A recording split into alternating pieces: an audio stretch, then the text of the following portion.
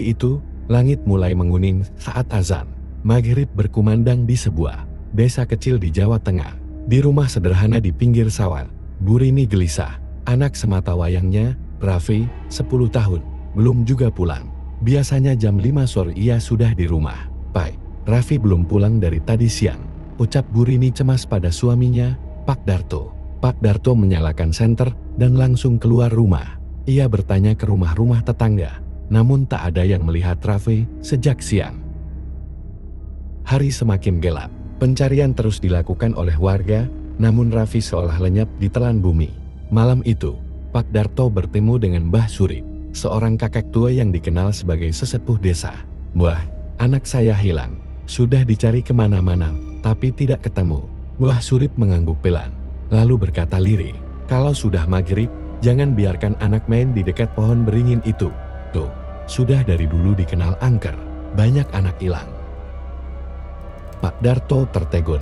Ia teringat, tadi siang Raffi memang bilang mau cari jangkrik di dekat pohon beringin besar yang tumbuh di tengah sawah. Pohon itu dikeramatkan warga, katanya dihuni oleh jin penunggu.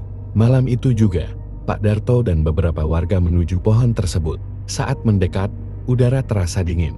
Salah satu warga melihat jejak kaki kecil yang tiba-tiba berhenti begitu saja. Lalu terdengar suara, "Tolong, Pak, tolong." Suara samar itu seperti datang dari dalam tanah. Mereka membongkar semak-semak di sekitar pohon, namun tidak menemukan apa-apa. Mbah Surip kemudian menyalakan dupa dan mulai membaca doa-doa. Setelah beberapa menit, angin kencang berhembus, dan suara tangis terdengar semakin jelas. Tiba-tiba, tubuh Raffi muncul begitu saja di bawah akar pohon, seperti baru saja dikeluarkan dari alam lain. Ia pingsan, tubuhnya dingin seperti es. Setelah sadar, Raffi bercerita dengan suara gemetar, "Aku diajak main sama anak kecil. Katanya mau tunjukin tempat jangkrik banyak. Tapi pas sadar, aku ada di rumah aneh. Banyak orang tapi semua matanya merah. Mereka nggak punya bayangan."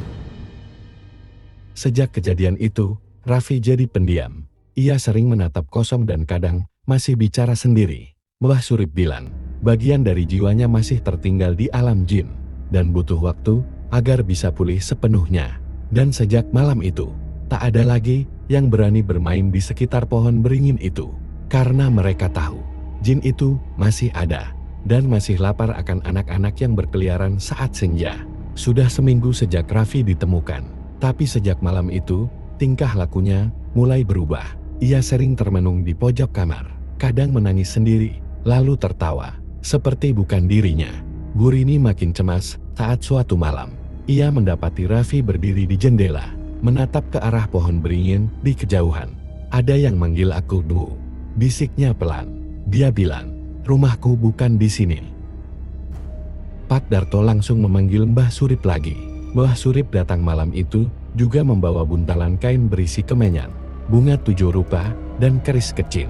"Anakmu belum kembali sepenuhnya," ucapnya tegas. "Ada yang masih menempel padanya. Jin itu belum mau melepaskan." Mbah Surip melakukan ritual pembersihan di rumah Raffi. Tapi saat pembacaan doa berlangsung, tiba-tiba lampu padam. Angin bertiup kencang. Raffi berteriak keras seperti kesurupan. Suara berat keluar dari mulutnya. "Anak ini milikku. Kalian yang mengambilnya dari rumahnya."